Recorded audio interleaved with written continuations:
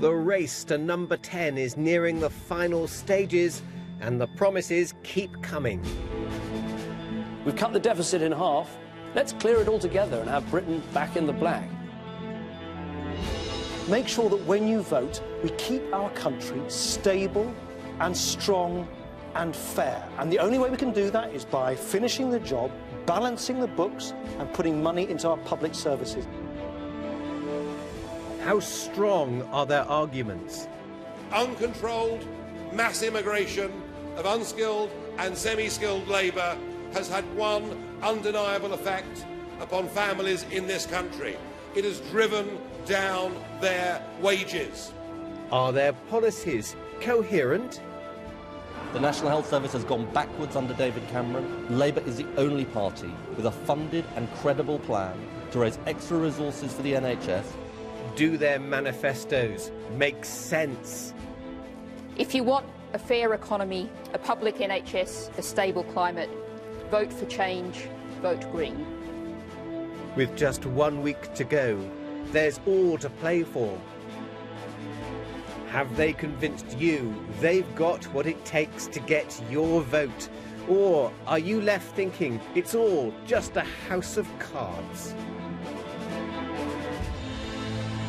Tonight, we've gathered the main political parties to find out what they're offering us in the West.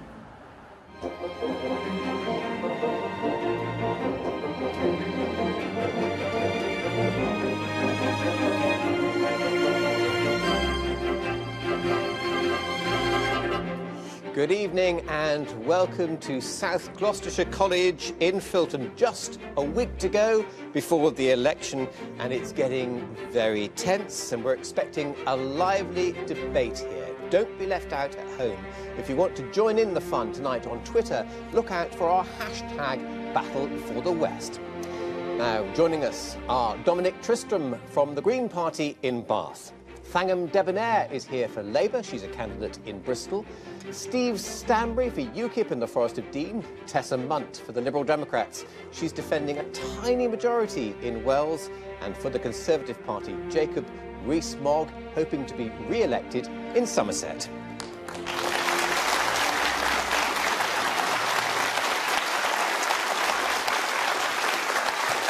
Thank you. Our first question tonight comes from Andy Waite. Now, he's a retired deputy head teacher, and he's standing for the Liberal Democrats as a councillor in the local elections next week. Here he is. He's outside a hospital. I'm Andy. My mum, who's 94, has been in this hospital 3 times in the last year. My daughter works as an A&E nurse at the Bristol Royal Infirmary. The NHS is very important to us. Every party says that it will protect the NHS. In what ways do you intend to ensure the NHS finance remains strong, given an ageing population and the development of more expensive treatments? Very interesting question. Let's start with Thangam Debbonaire. Well, first of all, Andy, I think it's really good that you've asked us that, because it's so important. The NHS is one of the national treasures. The Labour Party was the party that founded the NHS. We always have to look after it. And whenever we get into government, we find we always have to undo damage that's been done by the previous government. So what are we going to do about it?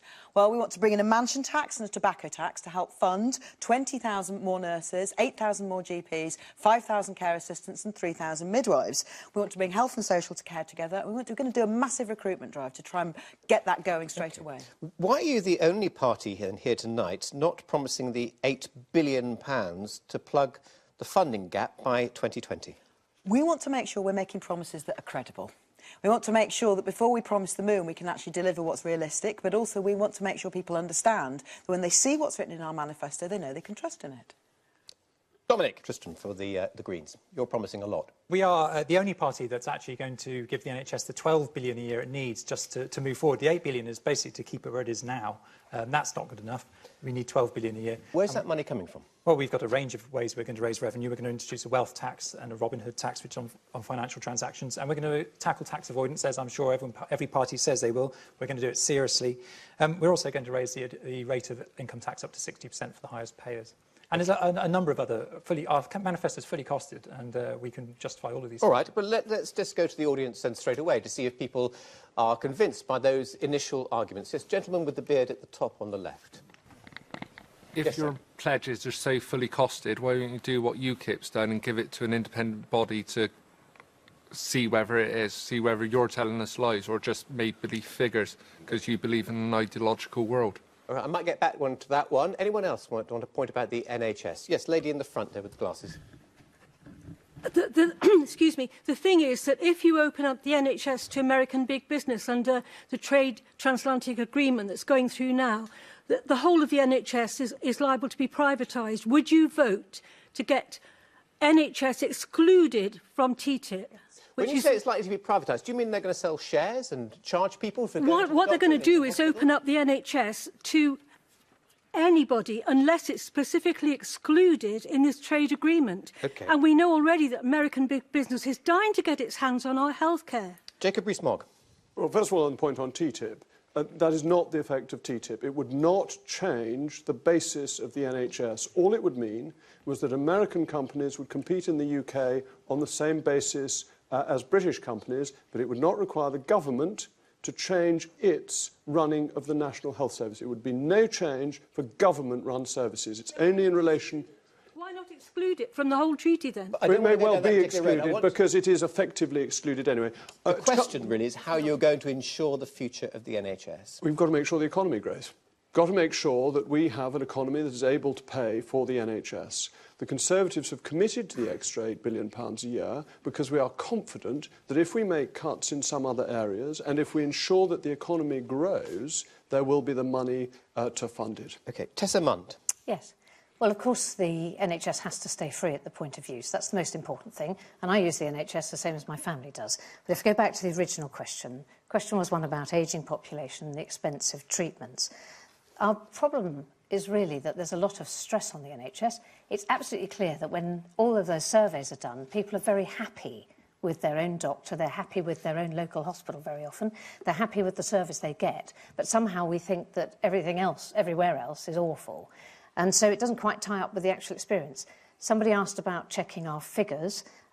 Yes, we put our manifesto out to the IFS, which is the Institute for Fiscal Studies, and they have actually clarified that our figures are sound. And that means that we've already got money into mental health, which is an absolute priority. And that's protective, that's sort of care before you actually need it in a lot of cases, because it's proven that people who have mental health problems, things only get worse if you don't deal with it. But Tessa, under the coalition government that you are a part of, yes, many local hospitals have been on what they call black alert Absolutely. for a lot of the winter. Yes. Major targets have been missed. How can you say it's going to be safe in Lib Dem hands when you could argue that it's in crisis for most of the... Well, I'm going to tell you a secret. I don't think there's going to be a full-on Lib Dem government.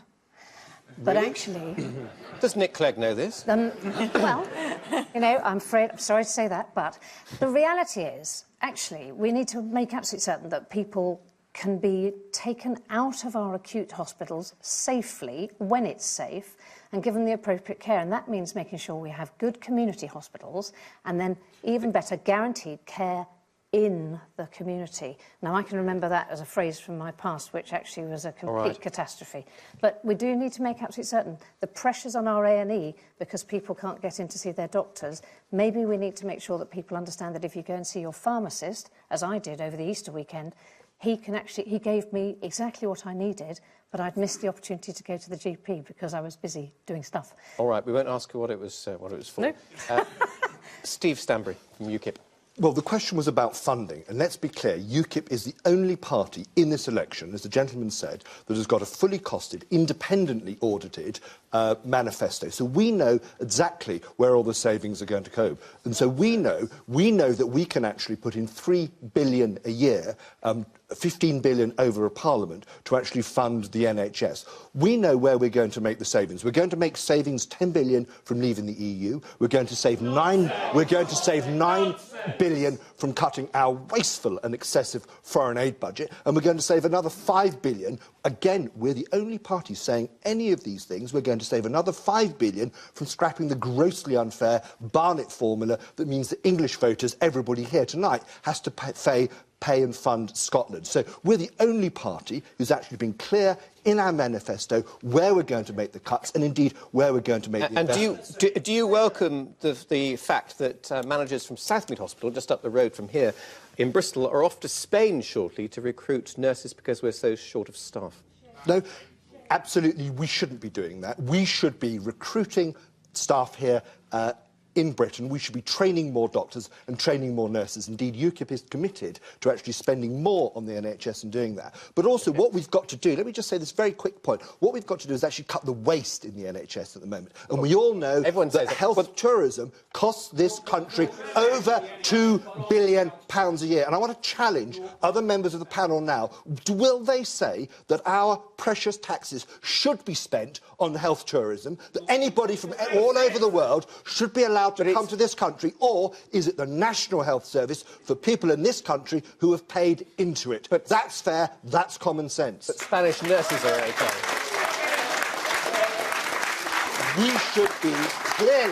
We should be recruiting nurses and doctors from within our own population. OK, I know lots of people. Let's go back to Andy, who asked the question. He's come from the hospital to here. What do you make of what they've said? It's very difficult. I mean, you're all saying you're going to throw money at the NHS. The NHS is fantastic. The NHS is a treasure. It's a most important asset, I think. But my daughter works in the A&E, and a lot of the time, it's self-inflicted problems that come to A&E. Alcohol abuse, drug abuse, things like this. Now, is it time that we actually thought to ourselves, we each are responsible for our own health, and perhaps we should be looking for that? Thank you. An interesting point. Just that gentleman with the beard there who's been waving at me. Thank you. Surely the best way to make sure that there's funding, proper funding for the NHS, is to stop all these private companies taking profit out of it at every step of the way. OK. Lady behind. Yes, you, please. With your hand up. That's, please. Yes? Me. Yeah, please. I've been an NHS nurse for 35 years, trained at the BRI in 1980. I really take great exception to what the Conservative has said. OK, you said that Americans will be on an equal footing to other people in the UK in terms of privatisation. Well, basically, we don't want privatisation. We want the NHS. If you talk to any members of staff, what they want is a good, decent employer. They don't want a profit motive in the NHS. Last, very quick word from David. I'm afraid this privatisation of the NHS is a scare story. It's gone from 5%. It was 5%. It was 5% under the last Labour government. It was 5% under the last Labour government. It is now 6%. All it is using a very modest amount of private suppliers. It is not privatisation, and it ensures the National Health Service remains free at the point of use. That is the commitment that the Conservatives Jacob, what you've done as well is you've raised the limit on what hospitals can sell for private profit. What you've done is you've allowed private consultancy into the NHS. You've allowed the time to be taken away. I'm going to stop it there. I know there's lots of questions on the NHS, but we've got a big agenda tonight. Do continue with the debate on hashtag Battle for the West on Twitter. That's a way that you can continue that. We move on to the economy now, and we have a question from Lewis Holliday, who's here. Mr. Holliday. Hi, and good evening to the panel. How do you plan to reduce the deficit whilst limiting the damage on Britain and its working people, and who can offer the best future in the long term afterwards? Who can reduce the deficit whilst limiting the damage on Britain and its working people? Tessa Munt. Thank you, Lewis. That's a good question. We would say that it's essential that we do clear the deficit, but that probably we need to do that by 2018. But the most important thing is that we don't go into surplus at speed, which is the difference, I think, that will probably be between Jacob and me. The most important thing is that we don't actually cut welfare, because there are so many people in my patch who are actually living on that £71 a week. And the idea that we would cut help for carers, cut help for people who need help, and it's not just people who sit there... So no welfare cuts under the Lib Dem? No, not no welfare cuts. None? We've said, no, not no welfare cuts, some. But we have to be very careful about how we do that. Which ones? Well, what we want to make sure is that we don't actually cut the welfare to those who are the jobless, and we certainly wouldn't want to. We want to protect Yes, but carers who, then? and various groups. There are things that we can do to make sure that I don't know the absolute detail, but we do need to Give us a clue. Give us a clue. No, I can't do that. I can't do that. You can't? No, I can't do that. OK, well, let's go on to Thangam. Well, I just think, Lewis, it cannot be right, and it just can't be fair that under this government it's been the poorest and the most vulnerable who've paid the price. And George Osborne talked about how we're all in this together, and people are saying to me, under this government, in this region, that they're really struggling. We've got food banks. How can it be right that one of the biggest growth industries under this government has been food banks? I'm absolutely horrified. So under a Labour government, we know that cutting at the moment, what's been done, the Tories have used the deficit as an ideological smokescreen to cut things they didn't want in the first place. The Labour Party has always been the party of public service in every sense of the word. But Thangam, the Labour Party has signed up to the politics of austerity. No, what we've signed up to is a budget spending limit, and that's not the same. What we've said is we want to get more money into the economy, and we actually want to cut the budget in the deficit in a fair way. So how are you going to help the poor? So how we're going to help the poor is we're going to cut 0 hours. We're going to abolish exploitative 0 hours contracts. We're going to cut the exploitation of the poorest in so many different ways. We're going to get people into work. We're going to boost apprenticeships. How do you put more money in their pocket? How you put more money in their pockets is by investing in our future. So if you abolish 0 hours contracts and you say that employers can't just take people on for when they fancy and then ditch them again the next day, people are actually paying into the system more. They're getting out of benefits and into proper paid work. Jacob Rees-Mogg. Paul Krugman, who's a Nobel Prize-winning economist, has been writing in the newspapers today. He says austerity holds back recovery. He says austerity is like hitting yourself in the face for 5 minutes. It feels great when you stop. Yes. Paul Krugman is a well-known wrong economist. He got it wrong 5 years ago when he said the austerity wouldn't work, and we've had the fastest growth in the G7. It hasn't worked. It hasn't worked. We were Anyone here feel better off? We were borrowing £150 billion every single year in 2010. And we had to get that down. There is no funny money. It doesn't fall off trees. Money that is borrowed is simply taxation delayed, and it's taxation that will be paid by our children and our grandchildren. We had a duty to get that under control. So why have you borrowed more in the last 5 years, Jacob? Why have you actually borrowed more? You borrowed over £550 billion in the last 5 years. You can't have it both ways. On the one hand, our austerity has been too great, and on the other, we've borrowed too much. Deficit and debt You can't take it both ways round. The gentleman at the back calls out about taxes for the rich. The top, because it raised taxation deferred. Because it raised less money than the 45p rate. No, it doesn't. That's nonsense. It's actually true. The 50p rate, the 50p rate cost £1.8 billion. I'm sorry, sir, you're wrong on that fact. I'm not wrong. All right. On the tax of the rich, let Jacob speak, please. The top 1% of taxpayers are paying 30% of income tax. Because they have so much income, that's why they're so rich. Thank you. Let him finish. When income tax was at 98%, the top 1% of taxpayers paid 7% of the total income tax. So you see, you cut rates and you get more money, and that helps the economy to grow. And the Prime Minister promising today no increases in the main taxes. That's right. National insurance, income tax, and what was the other one? VAT. Yeah.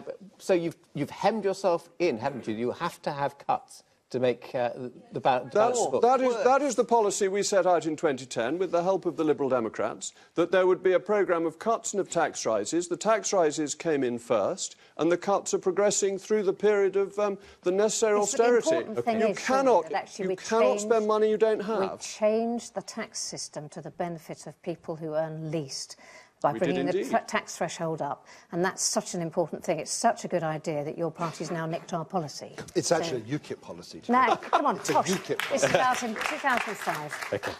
Let's have the view from the Greens with Dominic. What you have to understand is austerity isn't really much to do with the deficit. It's about an ideological attack on the welfare state and the poor. It's about shifting that wealth onto the richest in society. Loads of Tory governments in the past have been happy to run deficits. That's not really a problem to them. It makes sense for the government to borrow money when interest rates are so low to invest in the future, and that's how you would build an economy. You don't build an economy by stopping state spending. But you don't want to build an economy. Oh, no, we green don't. Green policy is to keep economic production about the same, because, of course, if you get factories whirring out more stuff, you use up more energy. So you're about robbing Peter to pay Paul, aren't you? The rich No, to pay not the poor. at all. What we want to do is shift, actually, the basis want of the the economy economy away to grow. from things like the financial system and the banks, and towards things which are useful to people, like local production of food and goods. We're against Sorry, Dominic, transporting... are you saying you want the aircraft factories around here and the car factories in Swindon or all that to get bigger? Not necessarily, because obviously we don't want to increase the aerospace industry. But it's quite different to say that of course, while we have the measurement of the economy that we have now, which is GDP, which isn't going to change anytime soon, or we do have a long-term plan to change that, then that is what people measure, and that's where the economy is generating the funds that it's going to distribute to the people in it. Let's talk about the economy with some of our audience friends. Yes, gentleman with his hand up just there. I hate pointing, forgive me. Yeah. Why is it that the IFS, when they look at all of your policies, basically say you're not telling us the truth, your numbers don't add up, whether it's about cuts or whether it's about spending? So how can we trust you with the economy when you can't even get your figures quantified by an independent organisation to say you're telling us the truth? When you say you, are you talking about a general all of them. you? All of them. All right. Anybody else? Gentleman right at the very back row with the check shirt. I was reading up on this today, and the government borrows, the government deficit is in the form of gilts. And the average lifespan of a gilt, which is a payment that you make to someone and you promise to pay back at interest, is 14 years. And yet we've been told that's the average time that it takes a government to pay back a gilt that they borrow. Why is it then the deficit has to be paid back over a 5-year period and so much damage be done to the infrastructure of this country, roads, hospitals, education, in this desperate attempt to pay everything back, when in fact you don't borrow over a 5-year period, you borrow over 14, 20, sometimes 50 years. Okay, it's insane. I don't understand it. It's a long-term mortgage, you say. How is UKIP going to sign up to austerity and help the poorest in our society? Quite simply by cutting out gross areas of massive waste. The gentleman's right. Debt is totally out of control and has almost doubled now to £1.5 trillion. And let's not forget that every year we have to pay £46 billion in interest alone. That 46 billion is more than our national defence budget, even though that has been cut to the bone, and all the parties continue with their policies to cut it to the bone. And so the way we're going to actually make the savings is by identifying areas of waste. And again, how can we talk about... Everyone says that. Yeah, how can we talk about food banks? How can we talk about food banks when yet the Labour Party, in fact, all the other parties, are happy to give away £9 billion of taxpayers' money in foreign aid, 12 billion in total, and yet they talk about food banks here. Surely we need to rebalance our spending. We need to spend more money on people here in our own country. And we are the only party who's saying that, the only one with a clear, costed plan. Let me just go back to Thangam. Last word with you, Thangam. If there were to be a Labour government, if there were food banks in the West Country at the end of that period, would you consider it a failure? I would. So no food banks. But what about the 9 billion or 12 billion in foreign aid? So people in foreign countries are more important and that was, than people and here, that was wrong. And my highest priority is ending poverty. It's one of the biggest reasons why we need a Labour government. Not in this country. I agree. Not in Britain. Nobody knew about. And Tessa, that's why I want to get a Labour government back and doing the right thing, because we're actually building the economy up. At the time of the last election, they don't care about poverty here. Thank you. Yes, Thank you we very do. Much. We must move on. We must move on. Our time is tight. Forgive me. They don't care about poverty here. Now for our third question, and it's from Magda Bond, and she's in a school.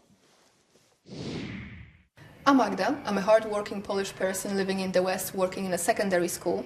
Now, the debate on immigration in the media has been quite hurtful and sometimes unfair. And my question to the panel is, considering that there's 55% of migrants coming to the UK from outside of EU, of which Britain has a full control, why are you making EU migrants a scapegoat? Thank you for your question. Steve Stanbury from UKIP. Are you making migrants a scapegoat? Absolutely not. Immigration clearly is one of the most important issues facing our country, and indeed for decades has been swept under the carpet by the political class who don't want anybody to discuss it. And many people are saying, thank goodness now that UKIP is here and actually the people's voice on this issue can actually be heard for the first time. For the first time. Most people in this country believe that our commitment to the EU, whereby we're not allowed by law to control our borders as a country, is totally wrong. Most people believe that it's perfectly fair and legitimate to have what we're proposing, a fair and ethical points-based system like 200 countries around the world have. The point that Magda was making is that over half of immigration comes from outside of the EU, which we have perfect control of. Actually, I don't agree with the figures. The vast majority of immigration does clearly come from the EU, and indeed it doesn't. Net immigration. I have the figures here. I will find them. Okay. Net immigration was 300,000, 298,000. Total immigration was over 650,000. The point is that we need, as a country, and why is this considered to be so outrageous? We need, as a country, to be able to control how many people come and work here. Okay. We need to get those numbers right, so it fits our economic needs. That's normal. Tessa.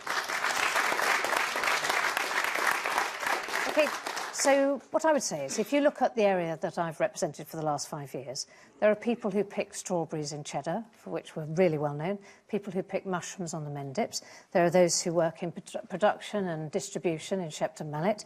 And there's people who work in Clarks and the NHS, which is 44,000 doctors that come from outside of the UK. And most importantly, in my area, of course, there are people who work in care homes and as care assistants. And if we didn't have that help from people who've come from outside of this country, we'd be in desperate straits. Do the Lib Dems want to limit the numbers? No, it's not about what we've got is there are clearly jobs. No, there are. I don't know where you think you're going to find the people who can do the jobs that need to be done. So you don't think, reality is... you don't think British people are good enough to do the jobs? I'm not saying British people are not good enough to do the jobs. That's a ludicrous suggestion. So there are unemployed people. people. What I am saying, unemployment in my area is actually incredibly low. In my constituency, there are 625 people without a job, and a lot of those people are not in the place where they could actually go to work. They just Lib Dem immigration policy, yes. Is it so what limit we have done is we've actually persuaded the Tories after 5 years in coalition with them that we should have exit checks, which is so important. Why count people coming in when you actually have no idea who's leaving? So that's actually just started a couple of months ago. But the most important thing is we need to recognise, I think we should take education statistics completely out, because education is one of our best exports. I'm not terribly clear about what you're saying about... What I'm saying is students who come here, we've closed the colleges that don't exist. Now what we have is large numbers of people who pay fantastic amounts of money to come to university here or actually come to school in my patch. And the most important thing is we take those students out because they go home at the end of their education. Magda is here. Don't count. Magda is here, aren't you, Magda? Yes, you are, yes. Okay. What do you think of the responses you've had so far? Well, I'm quite sort of, shocked by what Steve said. And quite often what UKIP say is that it's almost like a solution to every problem. Leave European Union and then your life will be much better. That's not the case. It's not that easy. And that won't help. No, it's not. Let me, anyone else want to come in on immigration? Someone we haven't had before. Yes, the lady just there. Hello. The point about jobs is really well made. We've got people coming in to fill jobs in our country, which is great. But why are there then people on benefits in our country not doing those jobs? Are they incapable? Is it the work ethic? What is wrong with our population that we're not filling the jobs ourselves? The reality is that actually, if you think, I represent 82,000 adults, and there are 630 who are not able to work. And that is those are the people who are registered to try and find jobs, who are not able to find jobs. That is a very small number. OK. Let's go to Jacob Rees-Mogg. The Conservatives said they were going to reduce immigration to the tens of thousands. What's happened? Well, we can't reduce immigration to the tens of thousands without changing our terms of reference with the European Union. Well, no, that's the point that Magda was making. She was saying that 55%, and the figures come from the Office of National Statistics. It depends how it does. Hold on, it depends. She was saying that so we have control over half of the people who come here. It depends how you cut the figures. That the 2014, 300,000 net migrants to this country, 200,000 of whom were from the European Union. So it's 2/3 on 2014. So the European Union is a very important part of it. But what concerns me is that I have constituents who have got married to people from India or New Zealand who cannot bring their spouses in. And because we cannot control the European Union, we have become tighter and tighter on non-EU control. And I don't think that's fair on families who have married into non-EU families.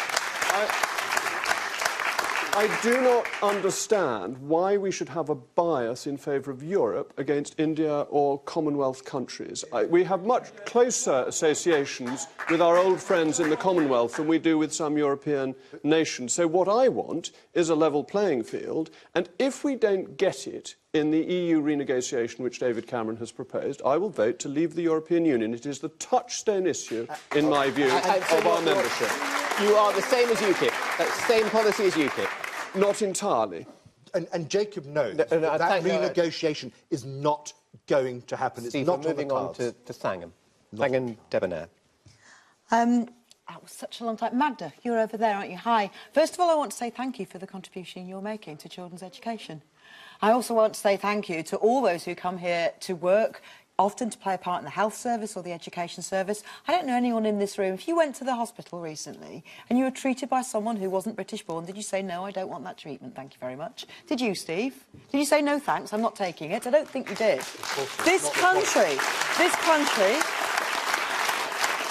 This country prides itself on its traditions of tolerance and welcome. And if we're failing you in that, Magda, then I apologise. Because I think we know that what we need are fair rules, but also a country that looks outward proudly, that's part of Europe proudly. Europe's our biggest trading partner, Steve. Do you really want to cut all that off? Why did Ed Miliband then apologise for Labour's previous policy on immigration? What we did they got them wrong. What we did wrong, and he was right to admit this, I think it's good when politicians admit when we get things wrong. What we did wrong was we didn't plan properly enough. Most people who say to me that they're worried about immigration, very often, if you keep the conversation going, what they're really worried about is where is the houses coming from? Where is my son or daughter going to live? Last word very quickly with you, Dom. Jacob's absolutely right about married couples and how immigration doesn't help them. But also we've got to remember there is another bias, and that's towards the rich. Because if you've got lots of money, you're welcome to this country. You know, think of all the Russian billionaires in London buying up property and sending it back to us for even, you know, it's outrageous that we have this discrimination on wealth. That's and your policy is to progressively relax immigration controls? In the long term, but in the short term, we're not going to relax. And we want to actually make it easier for married couples to be together. We don't think immigration should actually be a bar to people being with their families. It's very clear. There's only one Forgive me, I'm going to move on. Let's take one point from the audience on this, as I know a lot of people. That gentleman with the red jacket. Magda is a teacher. First buses went to Poland to get bus drivers. So, clearly, all those people that aren't employed at the moment don't have the skill sets to work even as a bus driver. Okay. So where are you creating? I haven't heard anybody saying we are going to create jobs for those people who haven't got jobs. OK, thank you very much indeed. Thank you. We have to leave that subject, but you can follow us on Twitter, hashtag Battle for the West, and then you can tweet about it to your heart's content and perhaps discuss it among yourselves. Well, let's move on to our next question. It's from Inan Mawendwa, a second-year medical student. Inan, what would you like to ask? Where are you? Would it be preferable to have a minority government or another coalition? Right, a minority government is one that doesn't have a majority but can soldier on and sort of dare the other parties to vote them down. Is that right? OK, Jacob Rees-Mogg. Well, I would prefer it if the Tories won 650 seats and we had a one-party rule for a bit, with David Cameron being the sort of Kim Jong-un of the United Kingdom. But I'm most unlikely to get that, aren't I? So I would prefer, I think, minority rule. The thing I dislike about coalition goes back to the test question, and that is that it allows politicians to get out of their promises. Because if you go into coalition, you say, oh, our promise on X we've got to drop because the Lib Dems don't like it. Our promise on Y we've got to drop because UKIP doesn't like it. Our promise on Z's all determined by Nicola Sturgeon. Haven't you? Because you said you wanted Nigel Farage to be David Cameron's deputy. No, I wanted a pre-election deal so that voters knew what they were getting. I don't like post-election stitch-ups because I think they're fundamentally undemocratic. Dominic for the Greens, who would you get into bed with? Well, we don't really want to be in a coalition with the Conservatives. We'd support a confidence and supply arrangement where actually we can support the policies that we agree with and we don't have to vote for the ones we don't. That seems like a much more sensible way of running a government. OK. And no, I was going to, because our time is short, I was going to go on to Tessa. Tessa, obviously you're in coalition at the moment with the Conservatives, but you'd be very happy to be in coalition too with Labour. I think we've got something to offer. I think coalition's been a success. If you listen to my Conservative opponent, and there is actually, unfortunately, because of our ridiculous voting system, there's only a choice in my area between the Conservative and me, in reality. Now, that means we need to try and change the voting system. We've tried it once and people said no, so we have to live with that for a bit. But the reality is coalitions do work because we brought stability to the country at a time, and if you think back to those 5 years, there were all sorts of howls and wails about the fact the whole country, that our currency was going to disappear in 5 days, the economy was going to fall apart, and that hasn't happened. So just Labour, if it were Labour or the Conservatives, who would you prefer? I think we can bring some financial common sense to Labour, and I think we can bring some caring and compassion to Conservatives. Which would you prefer? I don't mind, actually. I don't mind. It's worked well. And I have to say, there's a fantastic advert here. Jacob, you said back in 2011 you'd quite like to work with us in the coalition for the future. So, you said it on one of my programmes. Yeah, I did, yes. I was wrong. Oh, no, you weren't. Thangam, if Labour have a minority of seats, if you see what I mean, in the House, should they struggle on with a minority government, or should they do a deal perhaps with the SNP? Well, Ed Miliband's been really clear. He's ruled out a deal with the SNP. He's ruled it out several times. I can rule it out again. He said it to Nicola Sturgeon's face. He's ruling out a coalition. He's ruled out a coalition. I think it would be a good idea if we let the voters decide next Thursday, actually, David. That's my idea. Yes.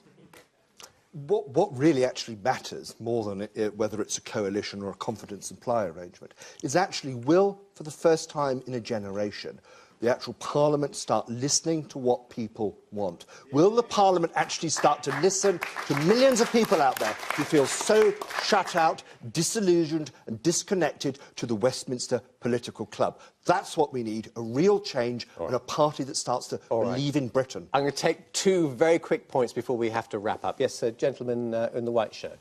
The gentleman from UKIP has just said that people are disillusioned with politics. I don't think they're disillusioned with politics. I think they're just turned off by the male, pale and stale makeup of Westminster and the fact that it's all Punch and Judy politics. Someone asks David Cameron a question, he bats it off with a response. Someone asks Ed Miliband a question, he bats it off with another response. And the lady in the red dress. I don't think any of you are being honest. I think you'll just jump into bed with whoever has the majority vote. You'll just all work together to get at number 10. I've seen what a controlling party has done in my local area. The Conservatives have failed my town.